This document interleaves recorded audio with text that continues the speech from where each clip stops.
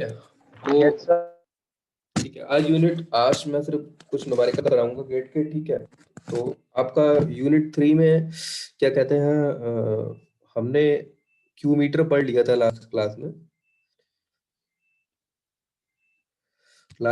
हमने Q meter पढ़ लिया था, फिर लास्ट क्लास हुई थी। तो क्यू मीटर में हमने एक फॉर्मूला लिखाया था आपको, disturbance capacitance C D equal to C one minus N square C two divided by N square minus one. ठीक है, तो यह सी डी क्या था, डिस्टर्बेंस कैपेसिटेंस था। सी वन क्या था, एक पर्टिकुलर कैपेसिटर सी वन था जो कि फ्रिक्वेंसी एफ पर मिल रहा था। उस एफ फ्रिक्वेंसी को हमने रेजोनेंस फ्रिक्वेंसी देखा था। फिर एक हमने पर्टिकुलर एक और रेजोनेंस फ्रिक्वेंसी ढूंढी थी, कुछ एफ, इसे एफ वन मान लो, इसे एफ टू मान लो। ठीक है, तो उस पर कैपेसिटर कितना था, सी टू था, और दोनों का रिलेशन क्या था, सी डी था। और एन मतलब कि उस पर्टिकुलर फ्रिक्वेंसी का कितना टाइम्स। अभी न्यूमेरिकल कराऊंगा तो समझ में आ जाएगा। तो मैंने आपको बताया भी था कि इसके बेसिस पे गेट में न्यूमेरिकल आ चुका हुआ है। तो बेसिकली हम वही न्यूमेरिकल को डिस्कस करने की कोशिश करेंगे। ठीक है, we have to be discuss that particular numerical. ठीक है, तो हम वो न्यूमेरिकल आपके सामने ओपन करते हैं।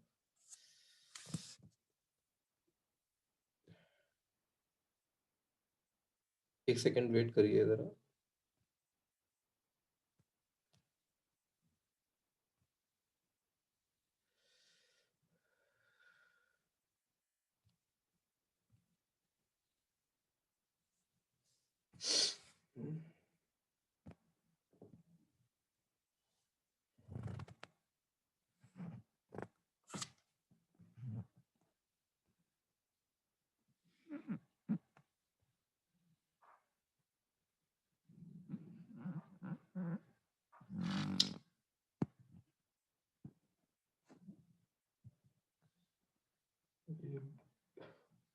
इसका साइज इंक्रीज नहीं कर रहा है। एक सेकेंड वेट करिए जरा, एक सेकेंड।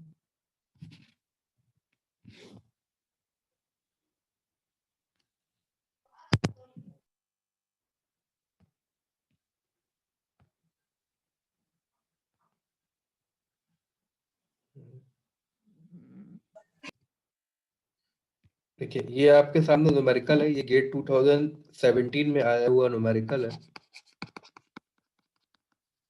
और ये 2 मार्क्स का डेटा इंटर क्वेश्चन है। ठीक है, इस क्वेश्चन को पहले हम पढ़ते हैं।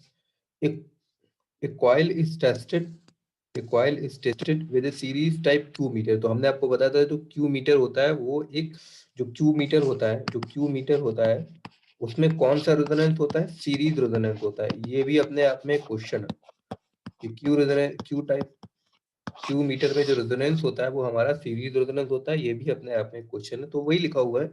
ए coil is tested with a series type Q meter, resonance at a particular frequency is obtained with a capacitance 110 farad. When the frequency is doubled, the capacitance required for resonance is 20 picofarad. The disturbance capacitance of the coil in picofarad. तो बस कुछ नहीं करना। अब देखिए मेरे पास formula कौन सा है, फॉर्मूला हमारे पास कौन सा है, C D equal to C one minus N square C two divided by the value of N square minus one. ये हमारे पास क्या है, एक फॉर्मूला है। आप देखिए इस क्वेश्चन में C1 क्या है हमारा, इस क्वेश्चन में अगर हम C1 की वैल्यू को कैलकुलेट करेंगे तो यहाँ पे C1 कितना है, C1 है हमारा 110 पिकोफैरेड, 110 पिकोफैरेड। फिर वो बोल रहा है when the frequency is doubled, यानी n की वैल्यू हमारे पास कितनी है, 2 है। n की वैल्यू कितनी है, 2 है। और C2 हमारे पास कितना है, C2 हमारे पास कितना है, 20 पिकोफैरेड है। ठीक है, कुछ नहीं करना है, सारी वैल्यूज को आपको यहाँ पे पुट कर देना है। तो CD की वैल्यू कितनी आ जाएगी, CD या C1 कितना है 110 माइनस n कितना है 2 यानी कि 4 इंटू C2 कितना है 20 divide by n square minus 1 यानी कि 4 माइनस 1।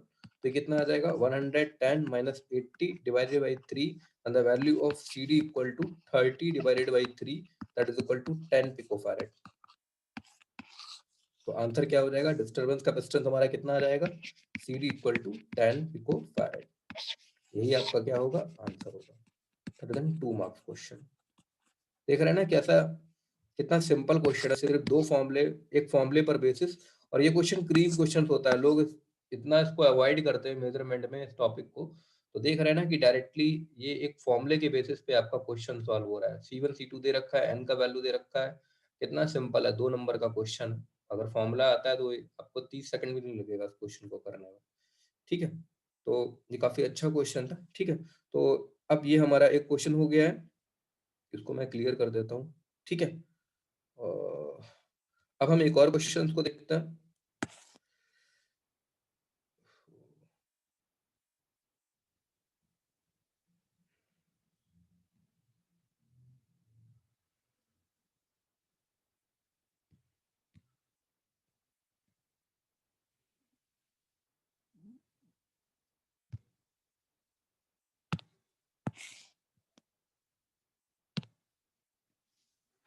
ये क्वेश्चन अपने आप में बहुत बढ़िया क्वेश्चन है।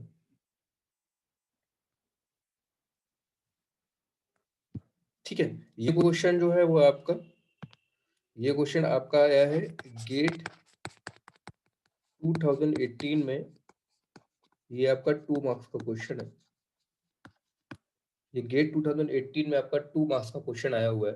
सबसे पहले इस क्वेश्चन को हम पढ़ने की कोशिश करते हैं। ये थोड़ा सा हल्का सा ट्रिकी तो नहीं है, थोड़ा सा देखिए। इस क्वेश्चन में क्या कर रहा है कि a high Q coil disturb self capacitance is tested with a Q meter. मैंने आपको पहले बताया था कि क्यू मीटर में बेसिकली हम 2 रेजोनेंस को फाइंड आउट करने की कोशिश करते हैं। एक रेजोनेंस जिसको हमने फ्रीक्वेंसी F1 माना है, उसके करस्पॉन्डिंग कैपेसिटर C1 है। एक फ्रीक्वेंसी हमने F2 माना है, उसके करस्पॉन्डिंग हमारा कैपेसिटेंस कितना है, C2 है। और दोनों के बीच का जो डिस्टर्बेंस कैपेसिटर है, हमने उनको क्या माना, CD माना है, जो हमारा मीटर की वजह से डिस्टर्बेंस कैपेसिटर CD आया। लास्ट क्लास में मैंने सब कुछ एक्सप्लेन किया था।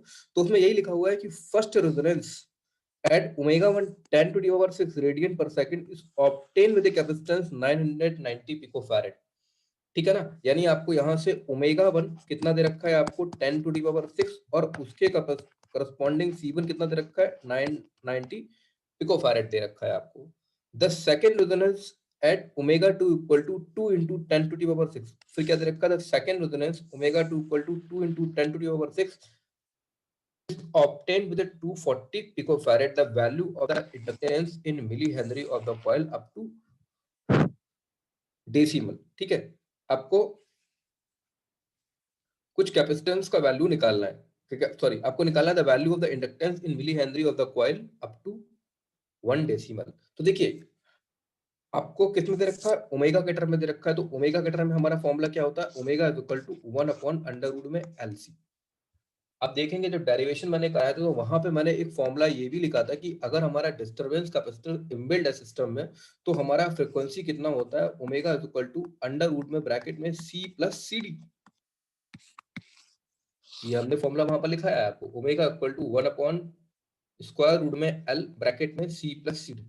अब यहां से आपको देखिए, अगर हम ओमेगा की वैल्यू 10 टू दी पावर 6 के लिए फॉर्मूला लगाएं, तो 10 टू दी पावर 6 आपको ओमेगा की वैल्यू पता है। आपको कैपेसिटर इसके करस्पॉन्डिंग कितना पता है, 990 पिकोफैरेड पता है। आपको निकालना क्या है, आपको इसमें डिस्टरबेंस कैपेसिटर CD और आपको L, आपसे फाइनली पूछा गया है इंडक्टेंस L की वैल्यू पूछी गई है। इंडक्टेंस यानी कि आपको फाइनली L की वैल्यू क्या करनी है, फाइंड आउट करनी पड़ेगी। पर उसके लिए आपको क्या पता होना चाहिए, डिस्टरबेंस कैपेसिटेंस की वैल्यू पता होना चाहिए। उसके लिए आपको क्या पता होना चाहिए, डिस्टरबेंस कैपेसिटेंस की वैल्यू पता होना चाहिए। और डिस्टरबेंस कैपेसिटर का फॉर्मूला हमारे पास क्या होता है, CD equal to C1 minus n square C2 divide by the value of n square minus 1। ठीक है, तो देखिए आपको C1 पता है, C1 कितना है आपका, आपको क्वेश्चन में दे रखा है C1 कितना दे रखा है आपको 990 पिकोफैरेड दे रखा है। और C2 कितना दे रखा है, C2 देखिए आपको, C2 दे रखा। अब देखिए यहाँ पे C2 क्या होता है, सेकंड रेजोनेंस फ्रीक्वेंसी पर आपका क्या होता है, आपका सेकंड रेजोनेंस फ्रीक्वेंसी पर क्या होता है, आपका कैपेसिटर होता है। अब देखिए यहाँ पे पहली रेजोनेंस और n क्या होता है, n दोनों का क्या होता है, रेशियो होता है। अगर ठीक है ना, n दोनों का क्या होता है, रेशियो होता है। यानी कि जो सेकंड फ्रीक्वेंसी है वो फर्स्ट फ्रीक्वेंसी के कितने टाइम्स है। टाइम्स का मतलब हम बोल सकते हैं कि रेशियो कितना है। तो देखिए यहाँ कितना फ्रीक्वेंसी 10 टू दी पावर 6 है, यहाँ फ्रीक्वेंसी कितना है आपका 10 टू दी पावर 6 है, और यहाँ फ्रीक्वेंसी कितना है 2 into 10 टू दी पावर 6। यानी कि second resonance frequency first resonance frequency की कितनी है, 2 टाइम्स है। अगर second resonance frequency first resonance frequency की 2 टाइम्स है, तो हमारा n का वैल्यू कितना हो जाएगा, हमारा n का वैल्यू कितना हो जाएगा, 2 हो जाएगा। तो हम बोल सकते हैं कि इस केसेस में जो हमारा n का वैल्यू कितना हो जाएगा, 2 हो जाएगा। और C2 हमको कितना दे रखा है, C2 हमको दे रखा है 240 पिकोफैरेड। तो 240 पिकोफैरेड, अब कुछ नहीं करना है, C1 पता है, C1 पता है, C2 पता है, N पता है, तो CD की वैल्यू यहाँ से पुट कर सकते हैं। तो CD देखिए कितना होगा आपका, CD हो जाएगा आपका C1 कितना है 990 minus 4 into 240 divided by N square minus 1 कितना हो जाएगा 3 हो जाएगा। तो 990 minus 24 24 into 4 equal to 960 960 divided by the 3 that is equal to 30 divide by 3 that is equal to 10 picofarad. तो यहाँ से आपका जो डिस्टर्बेंस कैपेसिटर कितना आ जाएगा 10 पिकोफैरेड आ जाएगा। अब आपको डिस्टर्बेंस कैपेसिटर पता लग गया, तो आप ओमेगा की वैल्यू निकाल सकते हो। ओमेगा इक्वल टू कितना हो जाएगा, ओमेगा इक्वल टू है हमारा 1 अपॉन अंडर रूट में एल ब्रैकेट में सी प्लस सी डी है। तो ओमेगा की वैल्यू कितनी है, देखिए ओमेगा की वैल्यू यहाँ से कितना है 10 टू द पावर 6 है, और उस पे करस्पॉन्डिंग हमारा कैपेसिटर कितना है 990 है, बस आपको रख देना है। तो ओमेगा कितना है 10 की power 6 equal to 1 upon square root में एल ब्रैकेट में टीडी कितना है 990 पिकोफैरेड, ठीक है, प्लस सीडी कितना है 10 पिकोफैरेड 10 पिकोफैरेड। तो ये वैल्यू कितनी हो जाएगी 10 to the power 6 equal to 1 upon square root में एल ब्रैकेट में 1000 into 10 to the power minus 12 squaring कर दीजिए। अगर स्क्वायरिंग करेंगे तो कितना हो जाएगा 10 to the power 12 equal to 1 divided by L into 1000 into 10 to the power minus 12। L की वैल्यू को उधर ले आइए तो कितना हो जाएगा 1000 into 10 to the power 12 into 10 to the power minus 12। तो ये कितना हो जाएगा, एल की वैल्यू कितनी हो जाएगी 1 अपॉन 1000 हो जाएगी, और 1 अपॉन 1000 को कितना लिख सकते हैं हम 10 टू दी पावर माइनस 3 लिख सकते हैं। तो एल की वैल्यू कितनी हो जाएगी 1 मिली हेनरी। एल की वैल्यू कितनी हो जाएगी आपकी 1 मिली हेनरी। तो इस तरीके से ये आप क्या कर सकते हैं, क्वेश्चन को सॉल्व कर सकते हैं। और वही आपसे क्वेश्चन में क्या पूछा जाता है, what is the value of the inductance in terms of an milli henry. आपको इंडक्टर की वैल्यू मिली हेनरी के टर्म्स में बतानी थी, और आपका आंसर कितना आ रहा है, आपका आंसर आ रहा है that is simply 1 milli henry. तो दैट इज योर आंसर, ठीक है। तो इस तरीके से आप इस क्वेश्चन को क्या कर सकते हैं, सॉल्व कर सकते हैं। एल की वैल्यू कितनी आएगी आपकी 1 मिली हेनरी। ये क्या था आपका गेट 2018 2 मार्क्स का क्वेश्चन है, ठीक है। और इससे रिलेटेड आप क्वेश्चंस को देखिएगा, ठीक है। ये थोड़ा सा अपने आप में इम्पोर्टेंट टॉपिक हो जाता है गेट। अभी शायद 2018 से एक भी न्यूमेरिकल नहीं आया है, तो हो सकता है कि 2021 में से एक आध न्यूमेरिकल आ जाए। आएगा तो उसी टॉपिक पर ही आने के चांसेस ज्यादा रहते हैं, क्योंकि गेट 2-3 बार पूछ भी चुका है, ठीक है। तो ये अब क्यू मीटर अपने आप में एक अच्छा टॉपिक है। बाकी